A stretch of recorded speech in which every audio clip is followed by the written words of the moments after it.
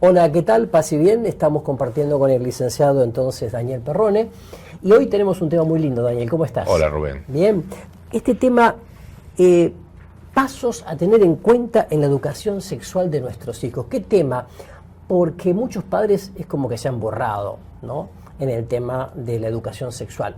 Y una cosa importante, me gusta más hablar de educación en el amor, más que educación sexual. Pero bueno, vos lo sabés mejor que yo. A ver, ¿cuáles serían los pasos entonces? Y las edades y todo eso, ¿no? Yo creo que hay una cuestión interesante en esto, y es esto mismo que vos decís, esto de los padres se han borrado, ¿no? Muchas veces hablar de sexualidad con nuestros propios hijos cuesta una enormidad. Yo tengo la experiencia en mi propia vida, ¿no? Estoy acá hablando contigo y con el auditorio. Tengo dos hijos. Dos hijos. Y cuando me tocó a mí el trabajo, di muchas vueltas. Me acuerdo particularmente con mi hija, que me encontré en la situación y después de dar tantas vueltas la invito a tomar una gaseosa y me siento en la mesa y me puse a llorar. Mirá. Y le dije, mira vos, qué burla de la vida. Yo que paso horas y horas en el día educando a otros jóvenes, ¿cómo me cuesta contigo? Así que ayúdame, por favor. Y ella me ayudó a mí a hablar de sexualidad. Mirá qué bien. ¿Y qué edad tenía ella en ese momento? Ella tenía en ese momento 13 años. A mí me parece que esto es un tema, para mí fue muy iluminador esta experiencia. Cuando tuve que preparar este tema, que para otras ocasiones o para esta de ahora, me evoca esto de, hablando de los pasos ahora concretamente, del primer paso a tener en cuenta. Hay un primer paso que tenemos que dar los padres. Y es hablar con nuestros hijos sobre cuestiones de sexualidad. Lo primero que hace este hecho es cuestionar nuestra propia sexualidad. Claro. Nuestra propia educación en el amor, qué es lo que hemos recibido. Y por supuesto que eso necesita ser preparado. Yo tendría que transitar este primer paso de revisar mi sexualidad, tratar de asumirme en mi sexualidad, tratar de pegar una mirada a esta cuestión, de manera tal que me pueda preguntar cómo me siento con mi sexualidad actual, qué valores yo he ido construyendo a lo largo del tiempo y que deseo transmitirle a mis hijos. Yo creo que es una pregunta esencial esta, Rubén. Claro. Si yo no le puedo decir no me puedo poner delante de mis hijos a hablar de amor y de sexualidad sin tener en cuenta de que hay una cantidad de valores que yo tengo que reflexionarlos antes y decir, esto es lo que quiero transmitir. ¿Qué voy a decir? ¿Cuándo lo voy a decir? ¿Cómo lo voy a decir? ¿No? Claro. Y una pregunta que me parece clave, que fue la que a mí me motivó en aquel momento. ¿Qué miedos experimento frente a este hecho de asumir mi propia vida sexual? Porque yo sostengo esto en el campo de la educación para el amor. La educación para el amor es una educación de convicciones. Muchas veces los educadores nos equivocamos en esto y creemos que educar en la sexualidad supone trabajar la idea de informar a nuestros alumnos. Y eso es poco. Claro, no es información. No es información. Claro. Es transmitir convicciones. Entonces la primera pregunta es, ¿de qué estoy convencido? Claro. Este es el primer paso. Yo no puedo salir a hablar con mi hijo si no me pregunta. Al docente le pasa lo mismo en el aula.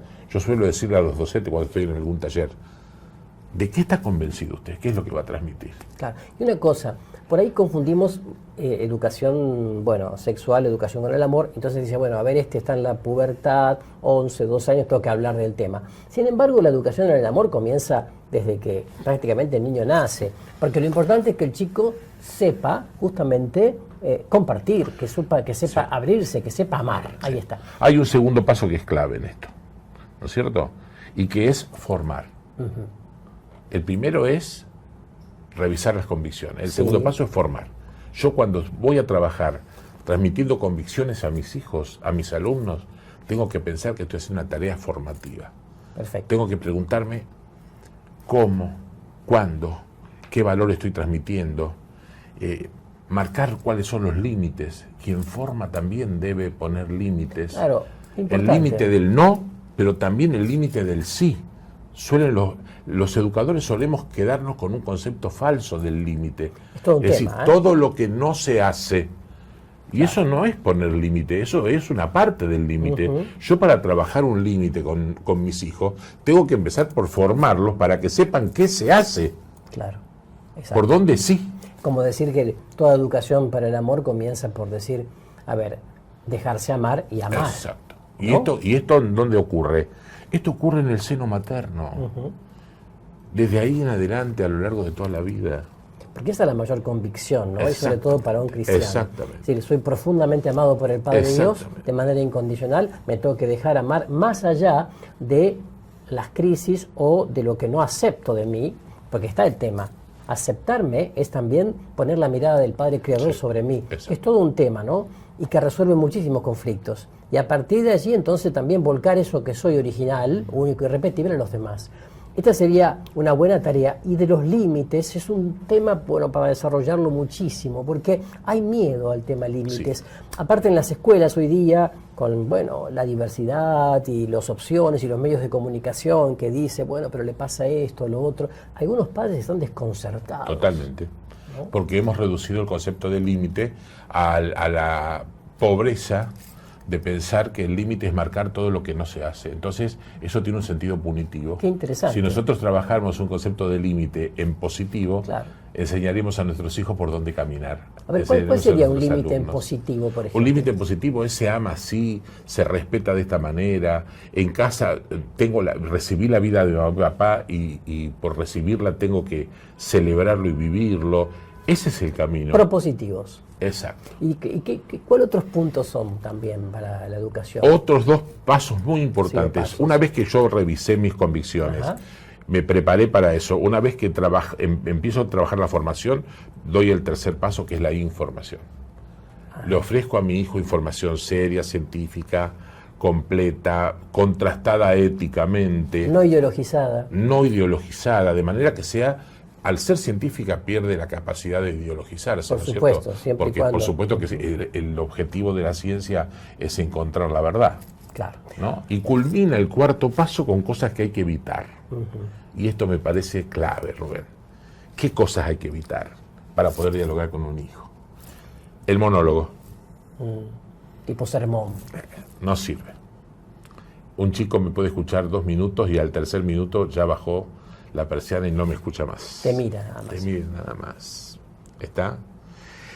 Un segundo aspecto que hay que evitar es hablar desde el autoritarismo, que no es lo mismo que hablar desde la autoridad. Claro. Si yo hablo desde el autoritarismo y mi objetivo es mandonear y decir, pierdo. Y un tercer aspecto que hay que evitar urgente, importante, es no mentir. No debo mentir. ¿Sí? Claro.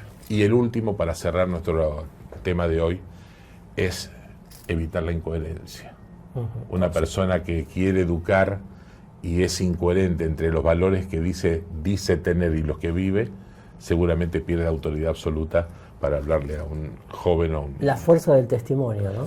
Es lo que nos forma. Y por último, la otra cosa que sería para otra cápsula es el tema de las heridas afectivas y emotivas que carga el propio papá y la mamá, y que están ocultas, tapadas, y que eso a veces no permite ser un canal de gracia para con los hijos, ¿no? Exacto. Bueno, te agradecemos mucho por este lindo tema y te esperamos en el próximo encuentro. Muy bien, muchas gracias. Hasta el próximo encuentro.